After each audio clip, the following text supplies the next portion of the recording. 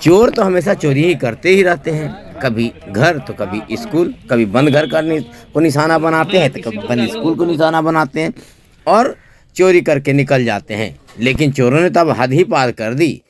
22 जनवरी की रात को चोरों ने परसाटार पंचायत सचिवालय यानी पंचायत भवन में भी हाथ साफ कर दिया।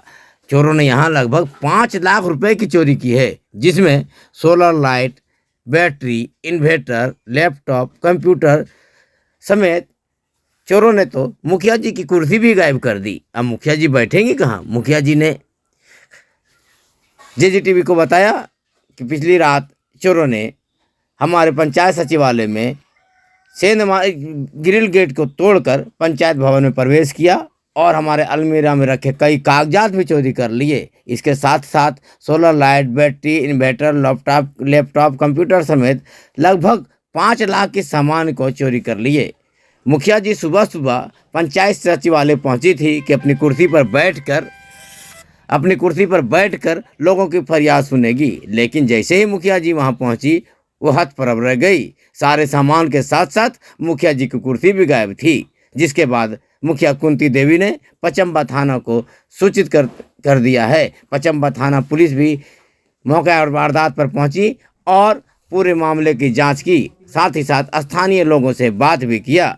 बहरहाल पंचायत भवन में यह बड़ी चोरी का मामला पंचायत के साथ साथ शहर में भी चर्चा का विषय बना हुआ है और पुलिस के लिए चुनौती भी है, क्योंकि पुलिस अब इन चोरों को पकड़ने के लिए जुट गई है। पुलिस के लिए चुनौती ये है कि सामाजिक क्षेत्र के साथ साथ आम लोगों की जहां समस्याएं सुनी जाती, जिन समस्याओं को कंप्यूटर में दर्ज किया जाता, जिस कुर्सी पर बैठ के मुखिया जी लोगों की फरियाद सुनते, चोरों ने तमाम चीज़ों पर हाथ साफ कर दिया है। अब पुलिस ये सोचने को मजबूर है कि आखिर इतने बड़े वारदात को चोर इतने आसानी से कैसे अंजाम दे दिया।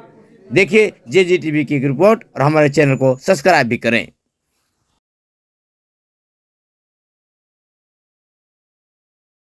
आज दिनांक 23/1/2023 को हम बराबर पंचायत भवन बैठने आते हैं, तो आगे का जो गेट था, मेन रोड का गेट, वो तो लॉक था, लेकिन जो ही भीतर घुसे तो हमारा भीतर जाने वाला जो ग्रिल गेट था उसका ताला तोड़ दिया और उसके बाद ताला तोड़ने के बाद मुखिया का जो रूम था उसका ताला तोड़ दिया है, पंचायत सेवक का जो रूम था उसका ताला तोड़ दिया, रोजगार सेवक का जो रूम था सारा का सारा ताला तोड़ दिया।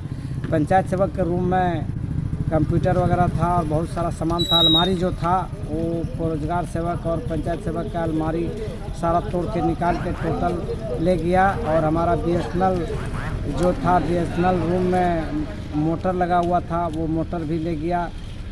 मैंने कहने का तात्पर्य तकरीबन 5 लाख का सामान यहाँ से चोरी हो गया है और कौन ले गया इसका तो जानकारी हम लोग को नहीं है, वो तो जांच का विषय है। इसलिए हम लोग प्रशासन से मांग करते हैं कि इसका विलम्ब जांच हो, उच्च स्तरीय जांच हो और पकड़ करके वैसे लोगों को अविलंब गिरफ्तार किया जाए और यदि कोई आदमी काम कराया है तो उसका भी जांच हो, उस पर भी उचित कानूनी कार्रवाई हो। पंचायत है, परसाटार पंचायत का ये सचिवालय है और इस सचिवालय में इस तरह की घटना हुई है, ये बहुत निंदनीय है, बहुत दुख का बात है। हम सारे पंचायत के लोगों को, यहाँ परसाटार लोगों को भी हमने इस बात की सूचना दिया है। ये बहुत से लोग आए हैं और सारे लोग देख करके जा रहे हैं, ये बहुत निंदनीय है इस तरह की घटना। चोरी का मामला है, ग्राम पंचायत परसाटार है, ये पंचायत भवन है। मुखिया जी के द्वारा हम लोग को सूचना दिया गया, हम लोग सब और सदस्य आए। आने के बाद देखें कि सारा रूम का ताला टूटा हुआ है और कंप्यूटर, मोटर, मुखिया जी का कुर्सी सब गायब है, फाइल भी कुछ गायब है। तकरीबन 5 लाख रुपया का मैंने सामान गायब है यहाँ पे और इसका छानबीन। सामाजिक सेवा में अपनी अलग पहचान रखने वाले सामाजिक कार्यकर्ता इश्तियाक अहमद लालू ने गरीबों का बेड़ा उठाने का फैसला ही कर लिया है। इसी कड़ी में पिछले 15 दिनों से इश्तियाक अहमद लालू घूम घूम कर गरीबों के बीच कंबल वितरण कर रहे हैं। इसी कड़ी में उन्होंने बिशनपुर में भी सोमवार को 200 से ज़्यादा गरीब लोगों के बीच कंबल वितरण किया। इस मौके पे सामाजिक कार्यकर्ता इश्तियाक अहमद लालो ने कहा कि हमने ये तय कर लिया है कि हमारे जीवन अब गरीबों की सेवा में बीतेगा। यही वजह है कि अभी ठंड के दिनों में मैं गरीबों के बीच कंबल वितरण कर रहा हूं और आने वाले दिनों में गरीबों की सेवा करने में आगे रहूंगा और उनके सुख दुख में हमेशा काम आऊँगा। उन्होंने कहा कि गरीबों को हमसे जो भी सेवा लेना है वो हमसे लें, मैं बिना झिझक 24 घंटा इन गरीबों की सेवा में तत्पर रहूंगा। परिषद प्रतिनिधि मोहम्मद सिराज अंसारी समेत कई लोग मौजूद थे।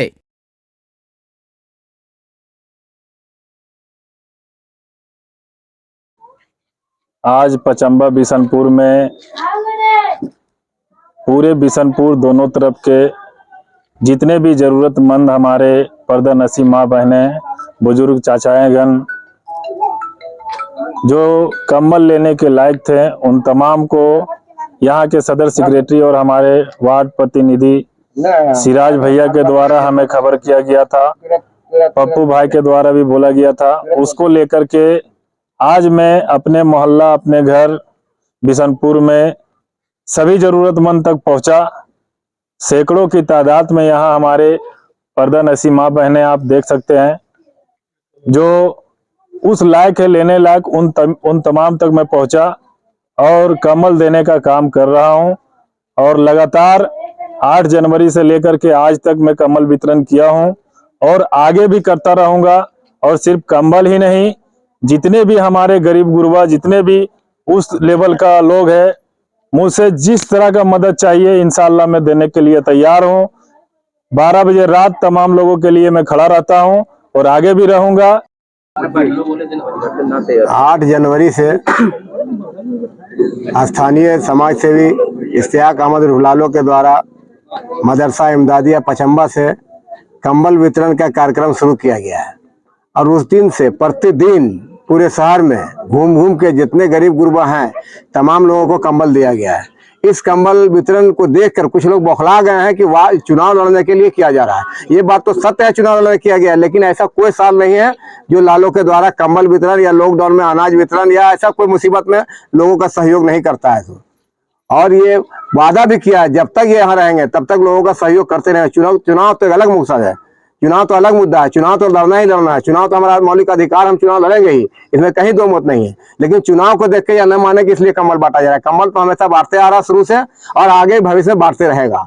आज बिशनपुर में लगभग 150-200 आदमी को कंबल वितरण का कार्यक्रम है जो भी शुरू किया जा रहा है। बिशनपुर के बाद फिर हम लोग आगे बढ़ेंगे, आगे कई क्षेत्र बाकी है जहाँ जाकर कंबल बांटेंगे।